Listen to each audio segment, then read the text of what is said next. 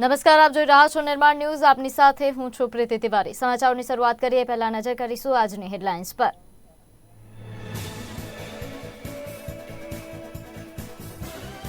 Pen down આંદોલન સફળ રહ્યું હોવાનો કર્મચારી મહામંડળનો દાવો. 9 માર્ચે કર્મચારીઓની ગાંધીનગરમાં મહાપંચાયત.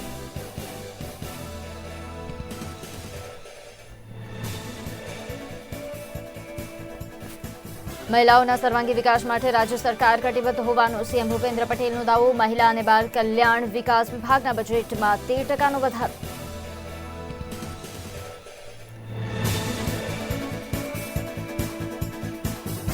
કોંગ્રેસના વધુ એક ધારાસભ્ય અરવિંદ લાડાણી અને મહેશ વસાવા પણ કેસરીઓ કરવાના મૂડમાં. 9 માર્ચે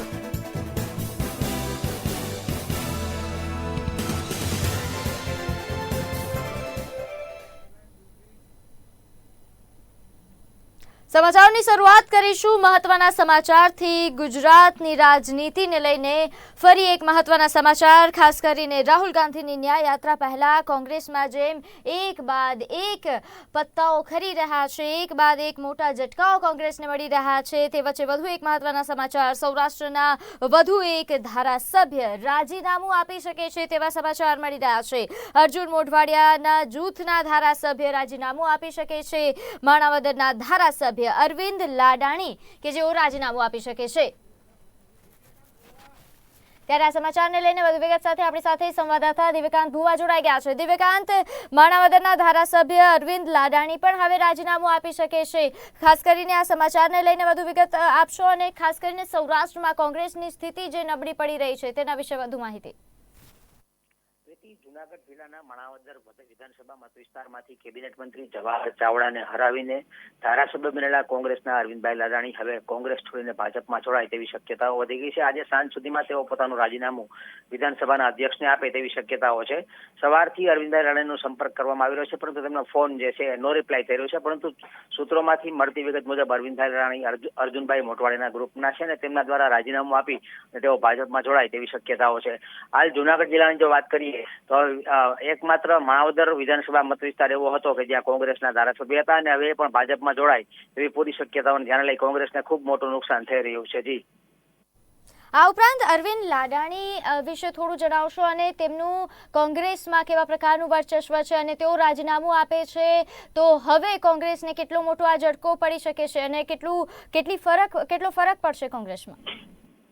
પ્રીતિ, અરવિંદ લાડાણી ખૂબ જ પાયાના કાર્યકર હતા કોંગ્રેસના અને કોંગ્રેસને બેઠી કરવામાં માણાવદરમાં તેમનો ખૂબ મહત્વનો રોલ રહ્યો હતો. ખાસ કરીને ગત ચૂંટણીમાં તેમણે ભારતીય જનતા પાર્ટીના કેબિનેટ મંત્રી જવાહરભાઈ ચાવડા કે જે માણાવદરની બેઠક ઉપર અનેક વખત ચૂંટાયા છે તેમને હરાવ્યા હતા અને હવે તેઓ ભાજપમાં જોડાયા છે. ત્યારે ક્યાંક ને ક્યાંક અનેક સવાલો ઉભા થશે. સૌથી મહત્વની વાત એ છે કે તેમને ફરીથી માણાવદરની ટિકિટ આપવામાં આવે છે કેમ તે પણ પ્રશ્ન લોકોમાં ચર્ચાઈ રહ્યો છે.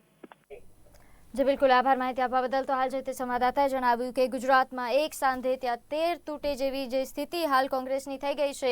અર્જુન મોઢવાડિયા બાદ સૌરાષ્ટ્રમાં વધુ એક કોંગ્રેસના ધારાસભ્ય રાજીનામું આપશે તેવી માહિતી મળી રહી છે. ખાસ કરીને માણાવદરના કોંગ્રેસના ધારાસભ્ય અરવિંદ લાડાણી જે આજે સાંજે પક્ષને રામ કરશે તેવા સમાચાર છે. નોંધનીય છે કે એક બાદ એક જે રીતે કોંગ્રેસમાંથી રાજીનામા પડી રહ્યા છે, કોંગ્રેસની સ્થિતિ ગુજરાતમાં દિવસે ને દિવસે નબળી પડી રહી છે. ખાસ કરીને જો અરવિંદ લાડાણી વિશે જે રીતે સંવાદદાતાએ જણાવ્યું તેમના વિશે જો વાત કરવામાં આવે, ખૂબ જ મહત્વપૂર્ણ દિગ્ગજ નેતાઓમાંના એક કોંગ્રેસના કહી શકાય.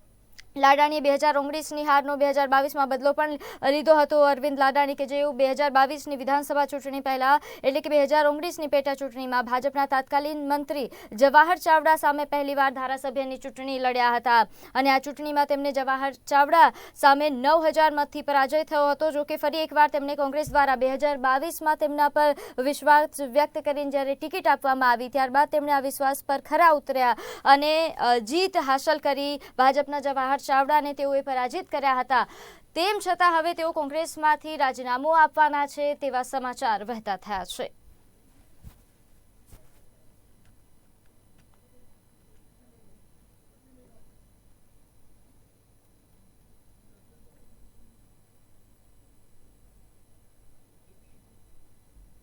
આગળ વાત કરીએ 5 દિવસમાં બીજી વખત પશ્ચિમ બંગાળના પ્રવાસે ગયેલા વડાપ્રધાન મોદીએ બરસાતમાં નારી શક્તિ કાર્યક્રમને સંબોધતા કહ્યું કે મહિલાઓના સર્વાંગી વિકાસ માટે મોદી સરકાર કટિબદ્ધ છે. મુસ્લિમ મહિલાઓને ત્રિપલ તલાકથી મુક્તિ અપાવવાની આપેલી ગેરંટી પૂર્ણ કરી છે. તે વખતે પણ ટીએમસી અને તેના સાથી પક્ષ કોંગ્રેસ કટ્ટરપંથીઓને સાથ આપ્યો હતો. જોકે ભારત સરકારે લોકસભા અને વિધાનસભામાં 33% અનામત આપવાની પણ ગેરંટી પૂરી કરી હતી. જ્યાં કોંગ્રેસ અને તેના સાથી પક્ષોની સરકાર છે ત્યાં મહિલાઓ પર અત્યાચાર વધી રહ્યા છે. ત્યારે હવે આ લોકોને સબક શીખવાડવાનો સમય આવી ગયો છે અને ચૂંટણીમાં આ લોકોને જાકારો આપજો.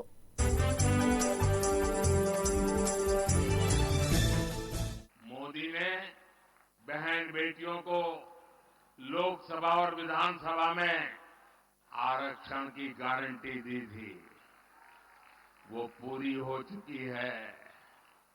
मोदी ने मुस्लिम बहनों को 3 तलाक की कुरीति से मुक्ति की गारंटी भी दी थी. ये गारंटी भी आपके आशीर्वाद से मोदी ने पूरी की.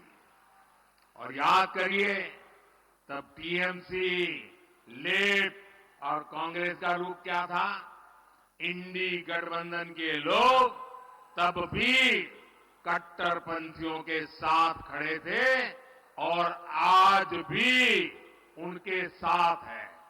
साथियों, भारत को विकसित बनाने के लिए नारी शक्ति को ज्यादा से ज्यादा अवसर देना भी उतना ही जरूरी है.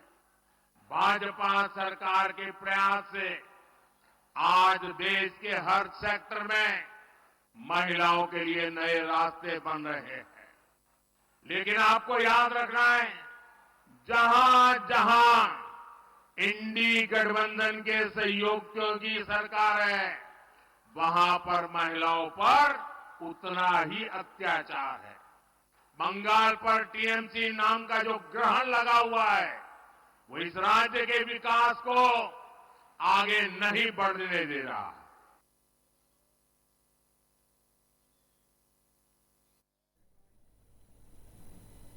દર વર્ષે 8 માર્ચે દેશ સહિત સમગ્ર વિશ્વમાં આંતરરાષ્ટ્રીય મહિલા દિનની ઉજવણી કરવામાં આવે છે. ત્યારે મહિલા દિન પૂર્વે મુખ્યમંત્રી ભૂપેન્દ્ર પટેલની ઉપસ્થિતિમાં પાટણ ખાતે નારી વંદના કાર્યક્રમ ઉજવવામાં આવ્યો હતો. ઉત્તર ગુજરાત યુનિવર્સિટી ખાતે નારી વંદના કાર્યક્રમને સંબોધન કરતા ભૂપેન્દ્ર પટેલે કહ્યું કે ગુજરાત સરકાર મહિલાઓના સર્વાંગી વિકાસ માટે કટિબદ્ધ છે, જેના પગલે ગત વર્ષની તુલનાએ મહિલા અને બાળ કલ્યાણ વિભાગના બજેટમાં 13% વધારો કર્યો છે. હમણાં થોડા દિવસ પહેલા જ આદરણીય વડાપ્રધાનશ્રીએ વિશ્વના સૌથી મોટા ક્રિકેટ સ્ટેડિયમ નરેન્દ્ર મોદી સ્ટેડિયમમાં ઉજવ્યો હતો. આજે આપણે વિશ્વ મહિલા દિનના પૂર્વાર્ધ રૂપે રાજ્યભરમાં નારી શક્તિ વંદના ઉત્સવ ઉજવીને માતા બહેનોનું ગૌરવ કરી રહ્યા છીએ. મહિલાઓના શિક્ષણ, આરોગ્યની સાથે સલામતીને પ્રાથમિકતા આપીને આપણી સરકારે કામ કરી રહી છે. ગુજરાત સરકારે મહિલાની સુરક્ષા માટે અભ્યમ 181, મહિલા હેલ્પલાઇન, સી ટીમ, મહિલા સેલ અને police station base support centre શરૂ કર્યા છે. ગુજરાતમાં દીકરીઓ નવરાત્રિના તહેવારોમાં મોડી રાત સુધી ગરબા રમીને એકલે સુરક્ષિત પોતાના ઘરે જઈ શકે તેવું સુરક્ષા અને સલામતીનું વાતાવરણ ગુજરાતે પૂરું પાડ્યું છે. વુમન એમ્પાવરમેન્ટ, મહિલા સશક્તિકરણને મહત્વ આપીને ગુજરાતના ઇતિહાસનું સૌથી મોટું 3,32,000 કરોડનું આ વર્ષનું બજેટ આપણે રજૂ કર્યું છે. આ વર્ષે મહિલા અને બાળ વિકાસ વિભાગ માટે ગયા વર્ષ કરતા 13% વધારા સાથે રૂપિયા 6,885 કરોડનું બજેટ આપણે ફાળવ્યું છે. વડાપ્રધાન શ્રી નરેન્દ્રભાઈ મોદીએ બેટી બચાવો બેટી પઢાઓના સૂત્ર સાથે નારી ઉત્કર્ષનો આગવો માર્ગ સીધ્યો છે. કેજીથી લઈને પીજી સુધી ગર્લ ચાઇલ્ડ એજ્યુકેશનને પ્રમોટ કરવા માટે રાજ્ય સરકારે ઘણી પ્રોત્સાહક યોજનાઓ અમલમાં મૂકી છે.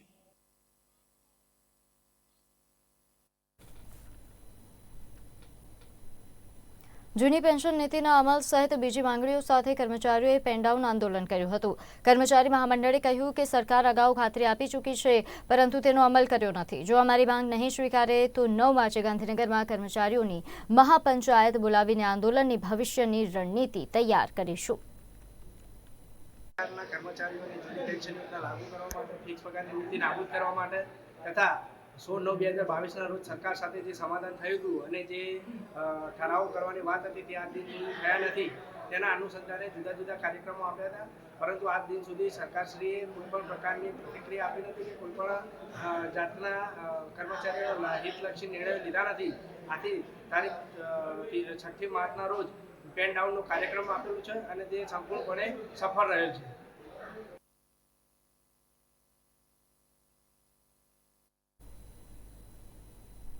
સુરતમાં જૂની પેન્શન યોજના તેમજ વિવિધ માંગણીઓ સરકાર સુધી પહોંચાડવા શિક્ષકો દ્વારા પેન અને ચોકડાઉન આંદોલન શરૂ કરવામાં આવ્યું છે. આ આંદોલનમાં સુરત પાલિકા સંચાલિત 44 શાળાઓને મતદાન કેન્દ્ર બનાવી મહામતદાન શરૂ કરવામાં આવ્યું છે. આ સાથે જ સુરત સહિત અન્ય ગુજરાતના શિક્ષકોની જૂની પેન્શન યોજનાનો ઉકેલ લાવવા 9 માર્ચના રોજ કેસરિયા કરીને ગાંધીનગર કૂચની તૈયારી કરવામાં આવી રહી છે. આ પહેલા પણ શિક્ષકો દ્વારા અન્ય પડતર પ્રશ્નોને લઈ આંદોલન કરાયા હતા અને તેના પરિણામે સમાધાન પણ થયું હતું, પરંતુ તે સમયે પણ સમાધાન મુજબના પ્રશ્નોનો ઉકેલ લાવવામાં આવ્યો ન હતો.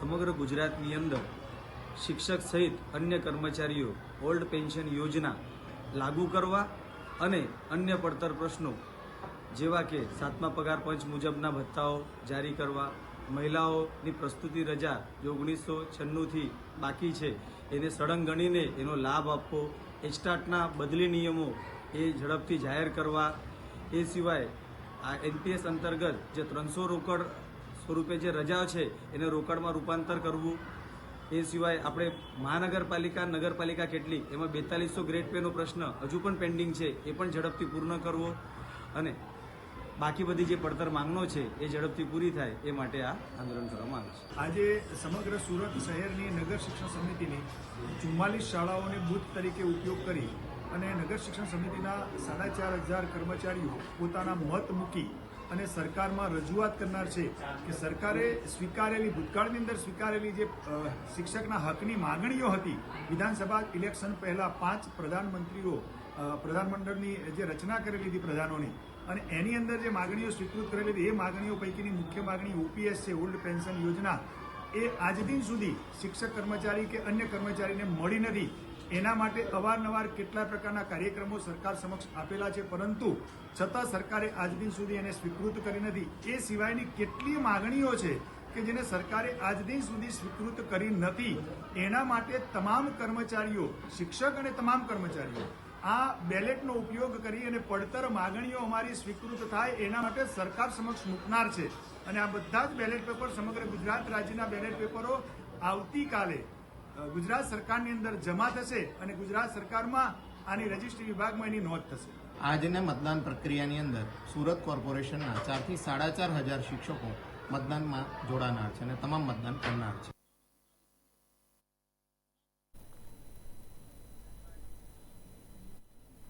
નર્મદા જિલ્લામાં શિક્ષણ કાર્ય સદંતર ઠપ થઈ ગયું છે. શિક્ષકો પોતાની પડતર માંગણીઓને લઈને સરકાર સામે વિરોધ નોંધાવી રહ્યા છે.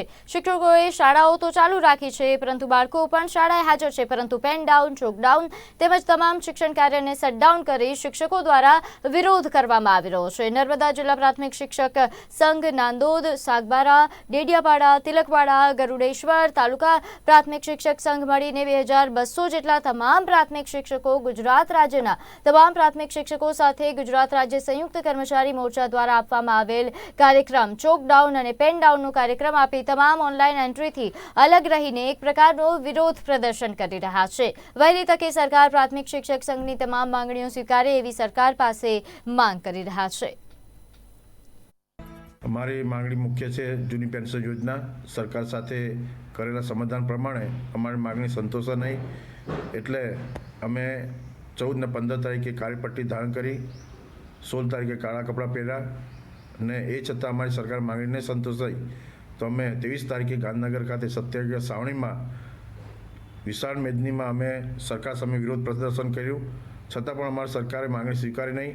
તો આજે અમે તમામ કર્મચારીઓ ચોકડાઉન, પેન ડાઉન અને શટડાઉનનું હડતાળ પર છીએ. અમે આજે કોઈપણ જાતની કામગીરી નહીં કરીએ, ચોકને પકડી, પેનનો ઉપયોગ ન કરીને કોમ્પ્યુટરનો કે લેપટોપનો કોઈપણ જાતનો સરકાર કે અધિકારીઓ મારફત કોઈપણ માંગણી માગે એનો અમે વિરોધ કરીશું. અમે અગાઉ 2015 પહેલાંથી જ આ માંગણી કરીએ છીએ, છતાં પણ સરકાર એ બાબતે ધ્યાન નથી આપતી.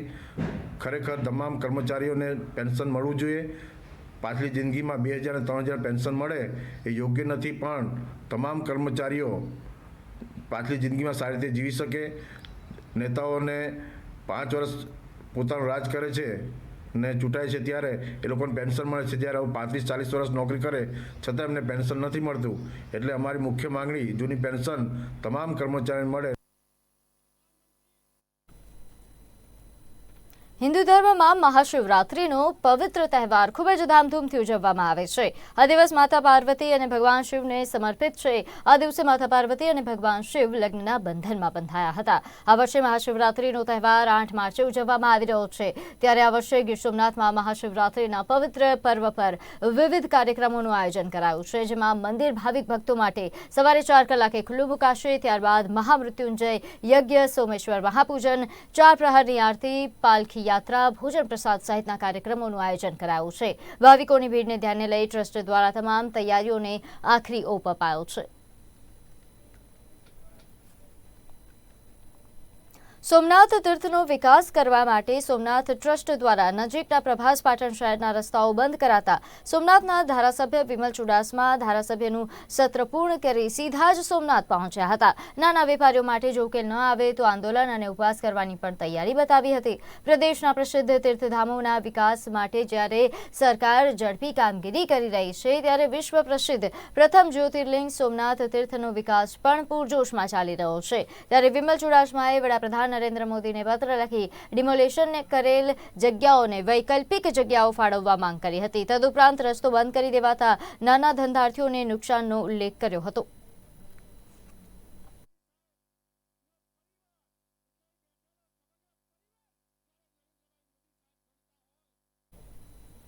વર્તમાન સમયમાં સોશિયલ મીડિયાનો વ્યાપ વધી રહ્યો છે, પરંતુ સોશિયલ મીડિયાના દુરુપયોગને કારણે ક્યારેક ગંભીર પરિણામ પણ આવી શકે છે. મહેસાણાના એક પરિવાર સાથે આવું જ કંઈક થયું. સોશિયલ મીડિયામાં મહેસાણાના એક પરિવારનું ડમી એકાઉન્ટ બનાવી એક સમાજને અપશબ્દો બોલવામાં આવ્યા હતા. આ કારણે પ્રકાશભાઈ વાઘેલા નામના વ્યક્તિના પરિવારને સતત ધમકીઓ મળી રહી છે. ડમી એકાઉન્ટ બનાવવાને કારણે આ પરિવાર એટલી હદે ત્રસ્ત થઈ ગયો છે કે આ પરિવારે જિલ્લા કલેક્ટરને જિલ્લો છોડવાની પરવાનગી આપવાની અપીલ કરવી પડી રહી છે. આ ઉપરાંત આ પરિવારના સભ્યોએ જિલ્લા કલેક્ટર કચેરીમાં બેનર પ્રદર્શિત કરી જવાબદાર સામે FIR કરો અથવા તો જિલ્લો છોડવાની પરવાનગી આપોની અપીલ કરતા મામલો ચર્ચાસ્પદ બન્યો છે.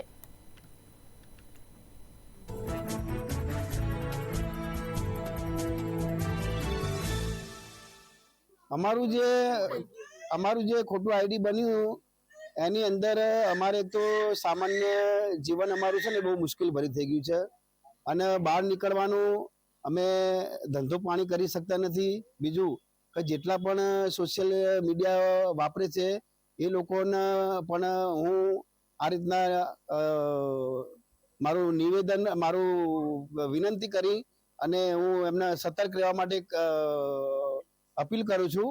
અને આની અંદર છે ને આ લોકોએ જે રીતના સોશિયલ મીડિયા પર મારું જે પોસ્ટ બનાવ્યું અને જે રીતના આખું ષડયંત્ર રચ્યું, મારું ખૂન કરવા હેતુથી જ રચેલું છે. આ પૂરેપૂરું એમનું એ જ હેતુથી અમને આ ફેક આઈડી બનાવ્યું. બરાબર.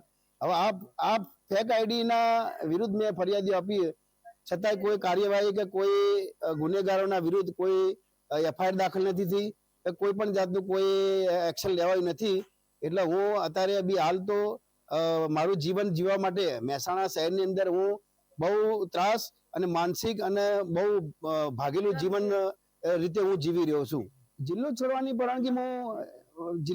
પરવાનગી સાહેબ કલેક્ટર સાહેબ જોડે એટલા માટે હું આવેદન પત્ર લઈને આવ્યો છું કે છેલ્લા 1 મહિનાથી મને બેહદ ભાષાની અંદર અને અજાણ્યા ઈસમો દ્વારા ફોન ઉપર એટલી બધી છેલ્લી હદે ધમકીઓ મને મળી રહી છે.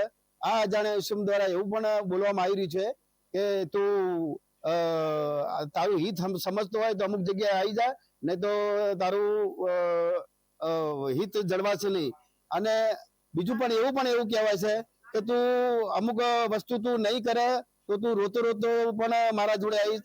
અને અજાણ્યા ઈસમ દ્વારા એવું પણ બોલવામાં આવે કે મારી એટલી બધી હું એસપી કરતે એટલો બધો ઊંચી લેવલનો માણસ છું કે એસપી ને હું એક ફોન કરીશ તો એસપી એમની ગાડીમાં બેસાડીને મારા જોડે તને લઈને આવશે. મારા ઉપર ધમકીઓ ભર્યા ફોન આવો અને મારા ઘરવાળા એમ કે તું કયો છે, તું હાજર થા નકર તને મારી નાખીશું, આવી બધી વાત કરે. એટલે મારા ઘરવાળા છે ને બહુ ગભરાઈ ગયા.